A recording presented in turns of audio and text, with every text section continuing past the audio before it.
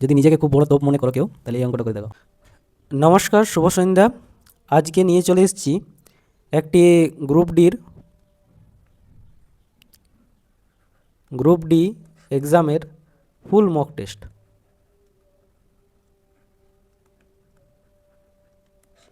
তোমার full marks 40, syllabus যেমন আছে সেই অনুপাতেই সাজানো আছে। তাই সময় নষ্ট না করে আজকের আমরা ক্লাসটা তাহলে শুরু করছি। প্রথম কোয়েশ্চেনটা হচ্ছে 2025 সালের ব্রিক্স শীর্ষ সম্মেলনের আয়োজক দেশ কোনটি? রাশিয়া, ব্রাজিল, চীন, ভারত।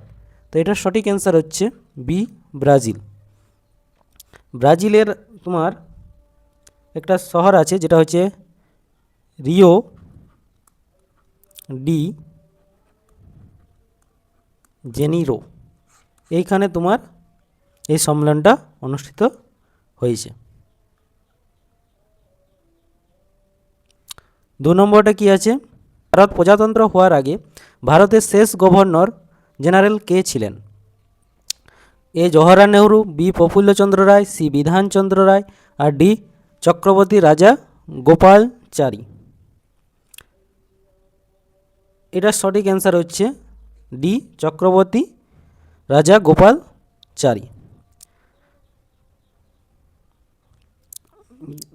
ইনার পরেই তোমার মোটামুটি 1950 আমাদের ভারত বা ইন্ডিয়া প্রজাতন্ত্র হয় 26শে জানুয়ারি। তার জন্য আমরা প্রজাতন্ত্র দিবস পালন করি। 2025 সালের 12তম আঞ্চলিক সার্কুলার ইকোনমিক সম্মেলনের আয়োজক ভারতের কোন শহর? জয়পুর, ভোপাল, মুম্বাই, চেন্নাই। তো এটার সঠিক অ্যান্সার হচ্ছে জয়পুর। এটা আমাদের 12তম ছিল। আর এর যে মানে যেটার বিষয় হচ্ছিল রিজিনালটা ছিল 3R, এক রিডিউস, রিইউজ আর রিসাইকেল। তোমরা 4R এর ব্যাপারেও শুনেছ। 4R এ কিছু না, এই তিনটাই থাকে, reduce, reuse, recycle and refuse থাকে কেন দরকার।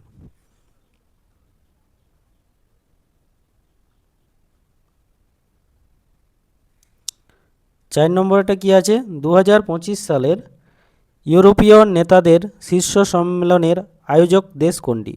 যুক্তরাষ্ট্র, ফ্রান্স, বেলজিয়াম আর ফিনল্যান্ড। তো এটার সঠিক অ্যান্সার হচ্ছে তোমার যুক্তরাষ্ট্র বা UK.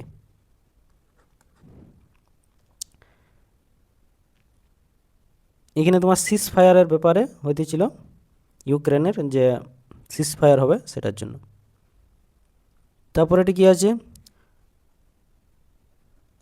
All Bodo students union ABSU এর 57তম বার্ষিক সম্মেলন কোথায় অনুষ্ঠিত হয়েছিল? আসাম, মণিপুর, নাগাল্যান্ড আর সিকিম। তো এটা হয়েছিল তোমার আসামের।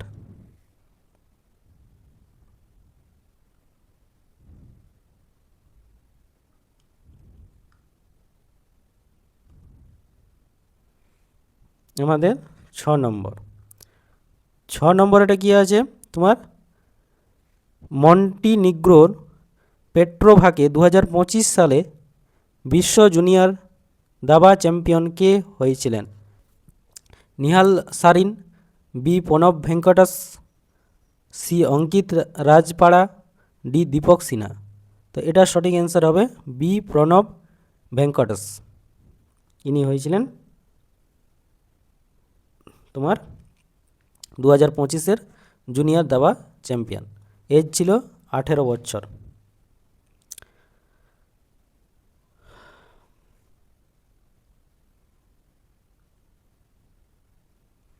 তারপর 7-টা কি আছে? কোন দল 2025 সালের মহিলা প্রিমিয়ার ক্রিকেট লিগ শিরোপা জিতেছে? A Gujarat giants, B Delhi capitals, C Mumbai Indians, D royal challengers Bengaluru.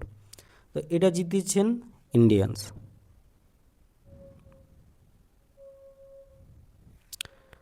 8-এরটা কি আছে?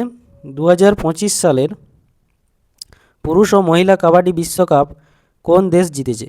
চীন, ভারত, ইংল্যান্ড আর জাপান। এটা অবশ্য আমাদের ভারত। আর মেন্স আর ওমেন্স দুটো টিমেই কিন্তু যাকে বিট করেছিল সেটা হচ্ছে আমাদের ইংল্যান্ড। তাহলে রানার আপ দুটার ক্ষেত্রেই ইংল্যান্ড।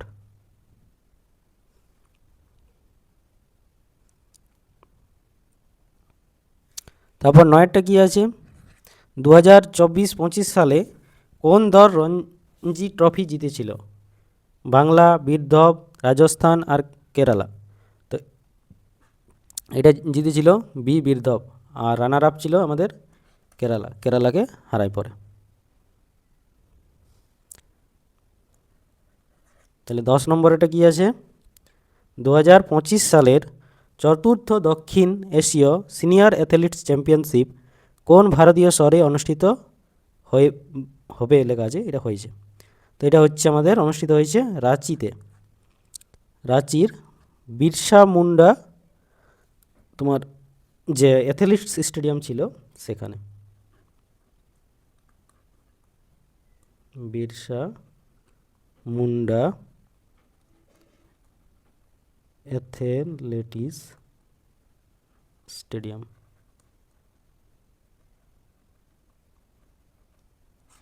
এই স্টেডিয়ামে এই ম্যাচটা হয়েছে।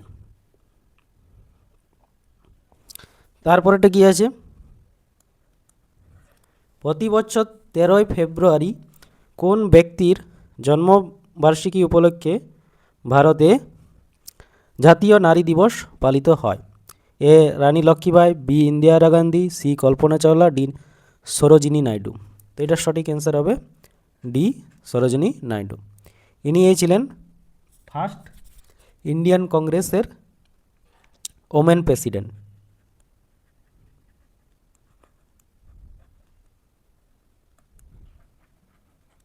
First women president of Indian national Congress, INC, এবং ফার্স্ট ওমেন গভর্নরও ছিলেন।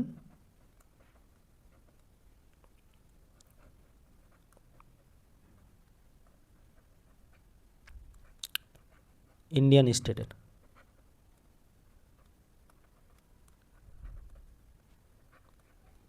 তাহলে ইন্ডিয়ান স্টেটের ফার্স্ট গভর্নরও কিন্তু ছিলেন, এই জন্যেই অনেক কোয়েশ্চেন আসে। 2025 সালের ফেব্রুয়ারিতে ভারতের বৃহত্তম বৈশ্বিক টেক্সটাইল ইভেন্ট ভারত টেক্স 2025 কোথায় অনুষ্ঠিত হয়েছিল? কোথায় আয়োজিত হয়েছিল? জয়পুর, বানারসি, গ্রেটার নয়ডা, দিল্লি, চেন্নাই, হায়দ্রাবাদ আর ভোপাল ও লখনৌ। এটা হয়েছিল আমাদের গ্রেটার নয়ডা আর নয়াদিল্লি।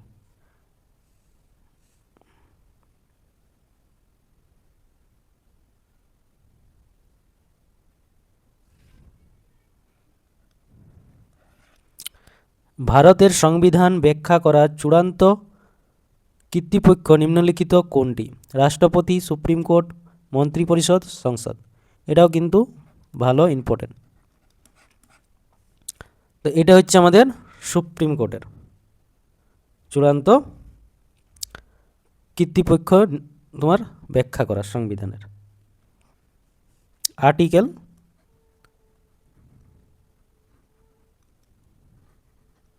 141 দ্বারা এই পাওয়ারটা দেয় সুপ্রিম কোর্টকে। তারপর কি আছে 14টা?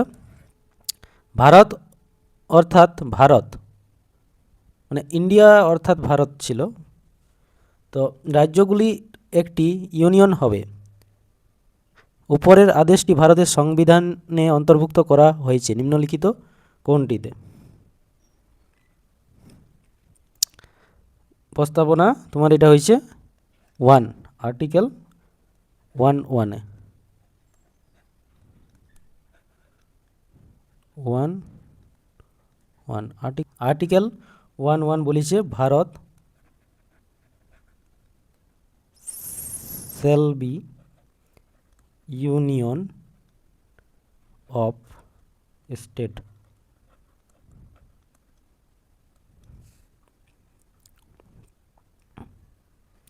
15টা কি আছে? ভারতীয় সংবিধানের কোন অংশে ভারতের ভূখণ্ডের মধ্যে বাণিজ্য আন্তঃকোষ সম্পর্কে সম্পর্কিত তথ্য রয়েছে? কোন ভাগে? এ বাবা, সব দ্বাদশ ভাগ হয়ে গেছে। এটা তোমার পার্ট 13 বলে। পার্ট 13 তোমার আর্টিকেলস 301 থেকে 307।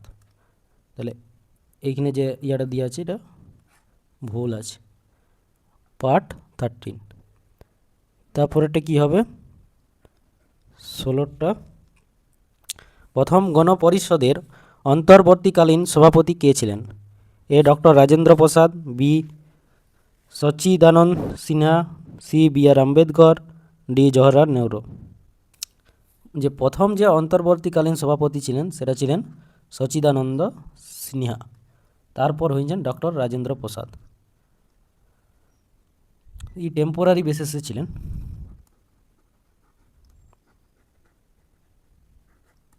টেম্পোরারি প্রেসিডেন্ট ছিলেন।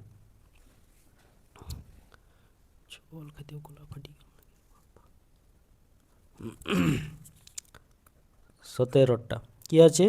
সিরোহি পয়েন্ট পৃথিবীর কোথায় অবস্থিত? উত্তর মেরু, ভারত মহাসাগর, ক্যারিবিয়ান সাগর, আন্টার্কটিকা। বলো ফটাফট।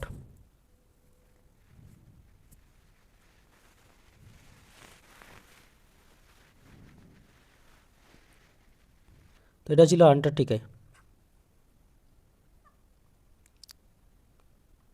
তারপর 18 নম্বরটা কি আছে? মুসলিম লীগের নিম্নলিখিত কোন অধিবেশনে মোহাম্মদ আলী জিন্নাহ ভাগ করো এবং ছাড়ো নামে একটি নতুন স্লোগান উদ্ভাবন করেছিলেন?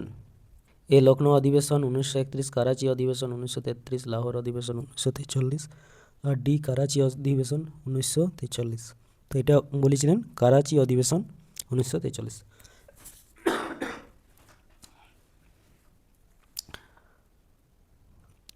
তারপর 19টা কি আছে? জিরো মাইলস্টোন ভারতের কোন শহরে অবস্থিত? A Bhagalpur, B Nagpur, C Jabalpur, D Indore. এটা আছে নাগপুরে। ব্রিটিশ ইন্ডিয়া তোমার তৈরি করেছিল।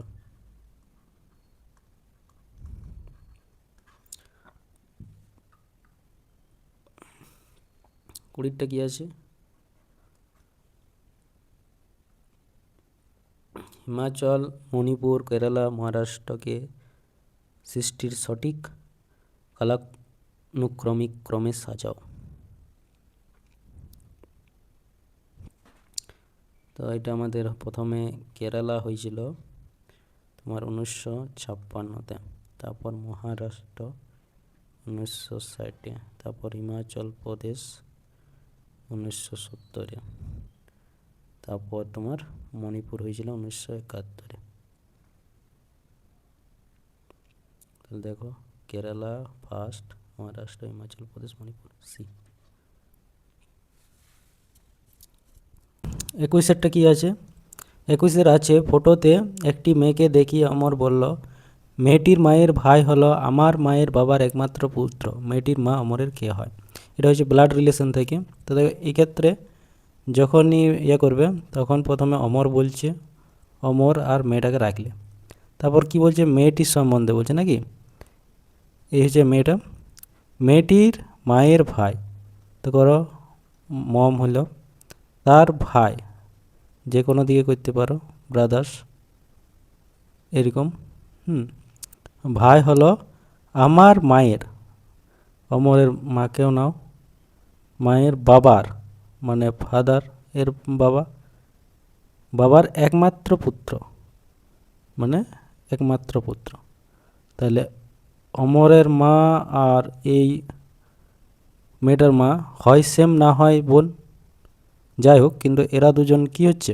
ভাই বোন হচ্ছে। তাহলে কি বলছে, মেয়েটি মা অমরের কে হয়? মেয়েটির মা অমরের কে হবে? তাহলে হবে মাসিমা বা মা, নাকি? তারপর তোমার 22-এরটা কি আছে, ফটোতে এক ব্যক্তিকে দেখিয়ে অনিল বলল, তার বাবা হলো আমার মায়ের একমাত্র পুত্র, এটি কার ছবি?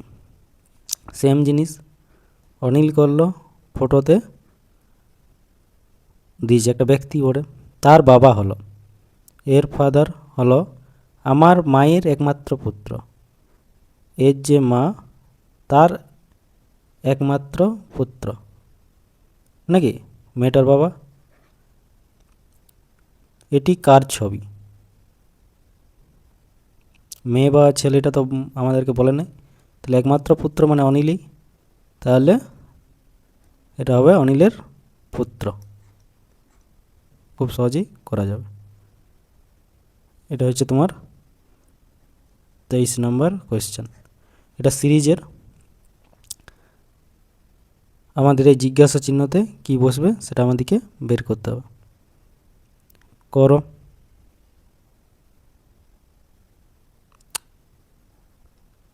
বারো, 28, নাকি? 14 দুগুণে 28, 6 দুগুণে 12, 30 দুগুণে 60, এরকম করে যদি করি আমরা, তাহলে তো ফার্স্টেরটার সাথে আমাদের কোনো রিলেশন আসছে না।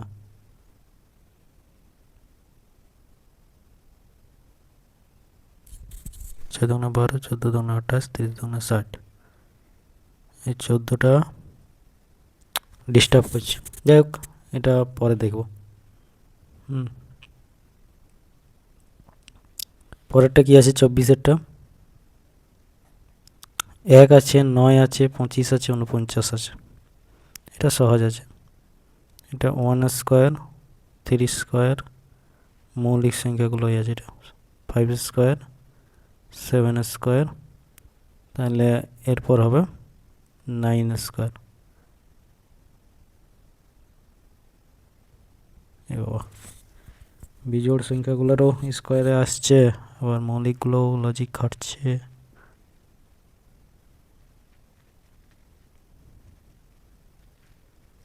এক মৌলিক যৌগিকের মধ্যে পড়ে কি না, এক মৌলিক যৌগিক পড়ে না, তাহলে এটাই তোমাদের লজিকে আসছে 81। যদি 1 স্কোয়ারটা না থাকতো তাহলে কিন্তু আমরা মৌলিক নিয়ে করতাম, এখানে বিজোড় সংখ্যাগুলোর স্কোয়ার করা আছে, অন্য আর কিচ্ছু না। তারপর 25 কি আছে, classification of words in group out of 4 answer odd 1 out, মানে যেটা অড সেটা আউট করতে হবে। মাসি, পিসি, ঠাকুরদা, কাকা, 4টে আছে, তাহলে এটা অডটা হচ্ছে মাসি, কারণ এগুলো সব বাবার সম্পর্ক, আর এটা মায়ের সম্পর্ক, তাই এ আউট। তারপরে হচ্ছে 26, classification of word in group out of 4 answer odd 1 out, ওটাই গরু, গাধা, ভেড়া, কিঙ্গারু, এটা তো সহজ, গরু, গাধা, ভেড়া, কিঙ্গারুটাই হবে, ঠিক না? কারণ এ তোমার 2টি পায়ে হাঁটে প্লাস লাফিয়ে লাফিয়ে চলে, এর লেজটা অনেক স্ট্রং, আর এদের লেজগুলো অতটা স্ট্রং নয়, আর 4 পায়ে চলে। 27 কি আছে, ডারউইন অভিব্যক্তির সাথে সম্পর্ক, তাহলে আর্কিমিডিস কিভাবে সম্পর্কিত, তো জলের তাপ, প্লবতা, বায়ুর চাপ আর ঘর্ষণ, তো এই প্লবতার জন্য মানে ফেমাস বলতে পারো, বা প্লবতা দিয়েছে। তারপর আছে নিরক্ষরতা, লিটারেসি, শিক্ষা, এডুকেশন, বন্যা, বৃষ্টি, নদী, সেতু, বাঁধ। দেখো নিরক্ষরতা রোধ করতে পারে শুধুমাত্র এডুকেশনের দ্বারা, তাহলে আমাদের বন্যাও রোধ করতে পারে বান দ্বারা। তারপরটা কি আছে, নিচের প্রতিটি প্রশ্নে একটি বিবৃতি স্টেটমেন্ট দেওয়া আছে, এক্সাম্পল করতে হবে সেই স্টেটমেন্টগুলো। ঠিক আছে, কি আছে, যদি জনগণ বুদ্ধিমান হয় তবে তাদের সৃষ্টিশীল হওয়া উচিত। তাহলে কি বলছে, সৃষ্টিশীলতা বুদ্ধিমত্তার পারস্পরিক সম্পর্ক। সৃষ্টিশীল জনগণ বুদ্ধিমান হয়, যদি জনগণ বুদ্ধিমান হয় তবে তাদের সৃষ্টিশীল হওয়া উচিত।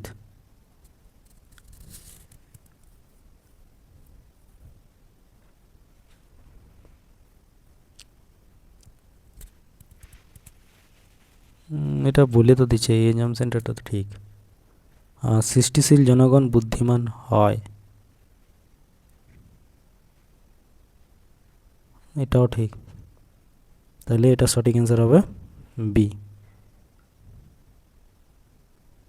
তারপরে 30টা সেম আগের মতনই। কিছু লোক চশমা পরে, তারা নিজেদের সুদর্শন দেখতে চায়, চশমা তাদেরকে সঠিকভাবে দেখতে সাহায্য করে। এটাও দুটো এক্সাম্পশনই ঠিক নাকি। তারা নিজেদের সুদর্শন দেখাতে চায় এই জন্য চশমা পরে, আর চশমা তাদের সঠিকভাবে দেখতে সাহায্য করে, এটাও ঠিক আছে। তাহলে এটারও সঠিক অ্যান্সার তোমার 1 ও 2 উভয়। 31এরটা কি আছে, 27-এর এলসিএম কত। এটা কি করতে হবে, এটার হচ্ছে 27-এর এলসিএম 27, কারণ তোমার যে কোনো সংখ্যা যদি সিঙ্গেল নাম্বার থাকে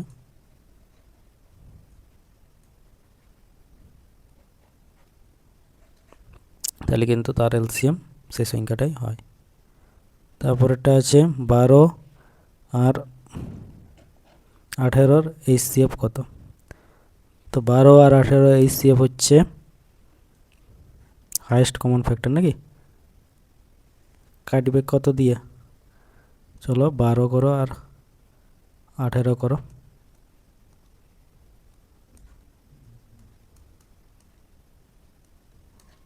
6 হবে এদের হাইয়েস্ট কমন ফ্যাক্টর। 33-এরটা কি আছে, এক জোড়া জামার বোতামের দাম 1 টাকা, 5 জোড়া জামার বোতাম একসাথে কেনায় 3.40 টাকা। প্রতি 5 জোড়া আলাদাভাবে কেনার তুলনায় 5 জোড়া একসাথে দাম কত শতাংশ সস্তা হবে।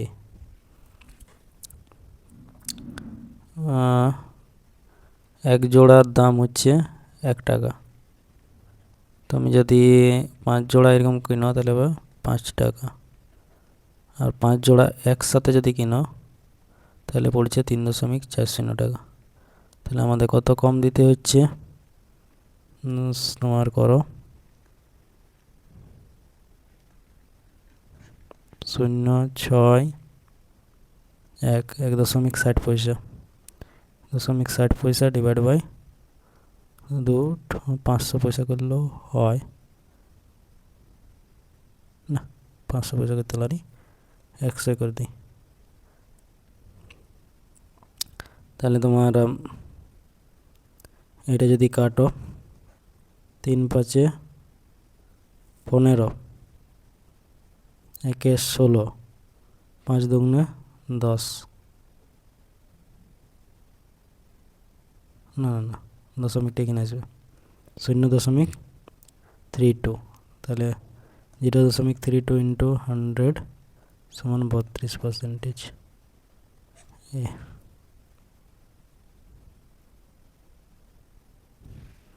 তারপরেরটা আছে 34, 150-র 30% যুক্ত করলে নতুন সংখ্যাটি কত হবে। 150 30% কার সাথে, এর সাথেই বোধ হয়। দেখো 130% মানে 30 টাকা, 50-এ 30% মানে এর হাফ 15 টাকা সমান 45 টাকা। তাহলে 150 সাথে যদি যোগ করো তাহলে হয়ে যাবে 5 9 1 195 টাকা।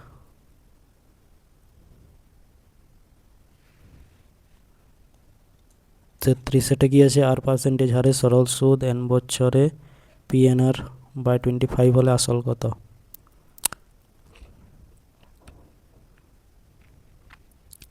n বছরের সরল সুদ I সমান পি এন আর বাই 100 নাকি?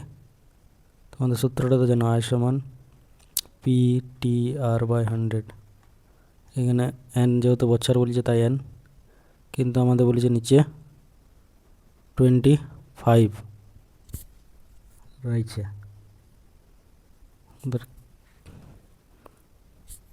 তাহলে সুদটা মানে আসলটা কত হবে? তো কিছু নেই, আসলটা হবে তোমার এটার ধরো 25 রাখতে গেলে 4 গুণ করতে হবে, তার মানে 4p হবে। p/4, 4p সমান হচ্ছে তোমার, হবে না? এটা যদি কাটিয়ে দাও তাহলে কত হবে? এটা হয়ে যাবে তোমার pnr বাই 25। তাহলে p এর মানটা মানে এটা 4 অবশ্যই হতে হবে, 4p। তাহলে এটা 4p, বুঝতে পারলে? 38 নম্বর এটা কি আছে? আছে তিনটি ধনাত্মক সংখ্যার মধ্যে তিনটি সংখ্যার গড়ের 1/3। মানে তিনটি ধনাত্মক সংখ্যা এ বি সি লাও, তাদের গড়ের 1/3 বৃহত্তম সংখ্যা থেকে 8 কম। মানে বৃহত্তম সংখ্যা আমি যদি এটাকে ধরি, তাহলে এটা সমান হবে a-8। দ্বিতীয় ক্ষুদ্রতম সংখ্যা এবং ক্ষুদ্রতম সংখ্যার গড় 8, মানে বি প্লাস সি বাই 2 সমান 8। মানে এদের তোমার টোটাল হচ্ছে 16। তাহলে আমরা করতে পারি a প্লাস 16 বাই 9 সমান a-8। তাহলে এটা হয়ে যাবে a প্লাস 16 সমান 9m মাইনাস তোমার হচ্ছে 8 72 নাকি? 8 × 9 করে রাখি। আমাদের যদি এদিকেরটা আসে তাহলে হয়ে যাবে 8a মাইনাস এ সমান মাইনাস 8 × 9 মাইনাস 8 × 2, এই 16টা। তাহলে আমাদের হয়ে যাবে 8s = তোমার 8 × 11, কারণ তোমার 9 + 2 = 11। 8 8 কাটি গেল, তাহলে a হচ্ছে 11। এইটা হইল এর মানে 38-এর সঠিক অ্যান্সার।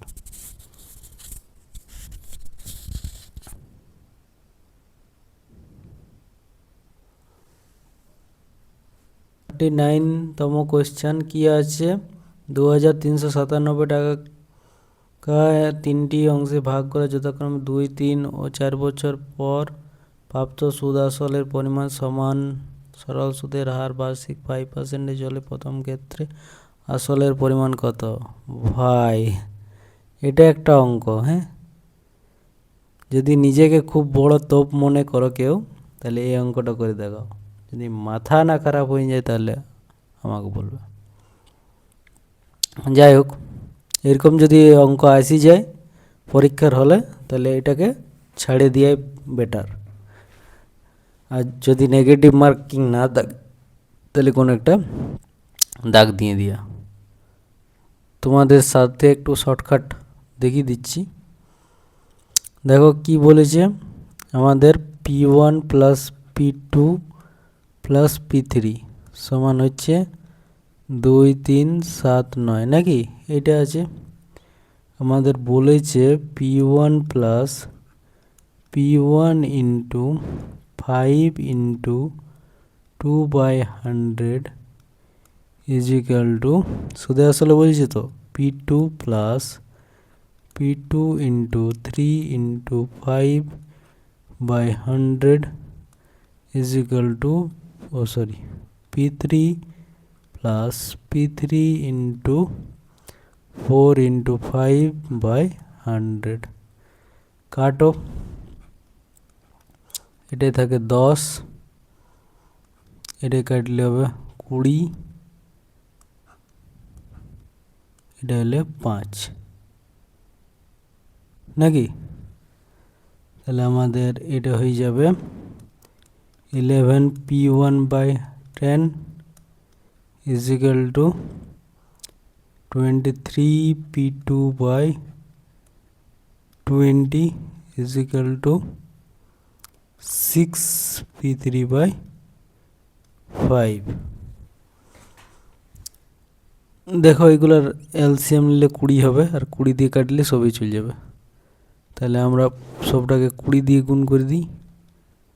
11P1/10 সমান 20 ইন্টু 23P2/20, আর এটাকে 20 দিয়ে গুণ করলে হবে 20 ইন্টু 6P3/5। কাটো 4, 20 দিয়ে 20 যায়, 2 হয়। তাহলে আমাদের কি পড়ে থাকছে 22P1 সমান 23P2 সমান 24P3। দেখো এইখানে তোমাদের যদি দেখো জাস্ট একটা করে বৃদ্ধি পেয়েছে, তাহলে আমরা ইনভেস্টমেন্টটা কি বলবো বলো তো? ইনভেস্টমেন্টটা এর উল্টা হবে, মানে 24 অনুপাত 23 অনুপাত 22 এরকমই হবে। এরকম ধরে নেবে, না হলে কিন্তু করাটা অনেক কষ্টকর। তাহলে আমরা এগুলো যোগ করে দিই। 22 প্লাস 23 প্লাস 24 সমান হয়ে যাবে কত? 4 3 7 2 9 6 69 P1 বা যে কিছু একটা ধরো। তাহলে আমরা কি করব, 69 দিয়ে 6 9 দিয়ে যদি 2 3 7 9কে ভাগ করি, তাহলে আমাদের অলমোস্ট তোমার 34.478 এরকম আসবে কিছু একটা। তাহলে এটাকে যদি আমরা 24 দিয়ে গুণ করে দিই, তাহলে আমাদের আসবে তোমার ওই 827.47 মতো। তো এটা কাছাকাছি আছে, অ্যান্সার ডি 828। ভাই এটা করার এটাই মানে একটা অলমোস্ট তোমার পসিবল জিনিস। আমিও ক্যালকুলেটর ইউজ করেছি এই ভাগগুলো আর গুণটা করার জন্য। এরকম যদি কোয়েশ্চেন আসে তাহলে ছেড়ে দেওয়াটাই বেটার। যাই হোক, এটা আমাদের লাস্ট কোয়েশ্চেন। 40 নম্বর কি আছে? x টাকা বার্ষিক 9% সুদে সরল সুদে 5 বছরের জন্য বিনিয়োগ করায় যে সুদ পাওয়া গেল সে একই পরিমাণ সুদ পাওয়া গেল y টাকা বার্ষিক 7.5 হারে সরল সুদে 4 বছরে। তাহলে x অনুপাত y কত? চলো করি। x ইন্টু 9 ইন্টু 5, এটাই তো সুদ বের করার সূত্র, PTR/100 সমান y ইন্টু 7.5 ইন্টু কত দিয়েছে 4/100 কাটি যায় নাকি? তাহলে অর হয়ে যাবে 45 এক্স সমান, এটা যদি আমরা গুণ করি 4 5 20 0 4 7 28 30 ওয়াই, তাহলে আর X by Y is equal to হবে 30 বাই 45, তাহলে এক্স অনুপাত ওয়াই সমান 30 অনুপাত 45 আছে। বাবা, আমরা ভুল করে ফেললাম নাকি? না, 15 দুগুণে 30, 3 15 45, এই তো আছে বিয়েরটা। তাহলে আজ এখানেই ইন্ড হচ্ছে। দূর দমে ঢুকে গেল। তো তোমরা কে কত পাইলে সেটা কিন্তু কমেন্টে জানাবে।